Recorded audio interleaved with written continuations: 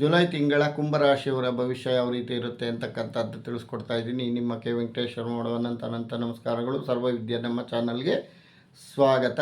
ನೋಡಿ, ಕುಂಭರಾಶಿಯವರು ಈ ತಿಂಗಳ ಗ್ರಹಸ್ಥಿತಿ ಅನುಕೂಲಕರವಾಗಿದೆ. ಪ್ರಮುಖ ವಿಷಯಗಳಲ್ಲಿ ಧೈರ್ಯದಿಂದ ನಿರ್ಧಾರ ತೆಗೆದುಕೊಂಡು ಯಶಸ್ಸಿನತ್ತ ಸಾಗುತ್ತೀರಿ. ಇತರರಿಗೆ ಸಹಾಯ ಸಹಕಾರ ನೀಡುತ್ತೀರಿ. ಆರೋಗ್ಯ ಸಮಸ್ಯೆಗಳಿಂದ ನಿವಾರಣೆ ದೊರೆಯುತ್ತದೆ. ಯೋಜಿಸಿದ ಕಾರ್ಯಗಳು ಯಶಸ್ವಿಯಾಗಿ ಪೂರ್ಣಗೊಳ್ಳುತ್ತದೆ.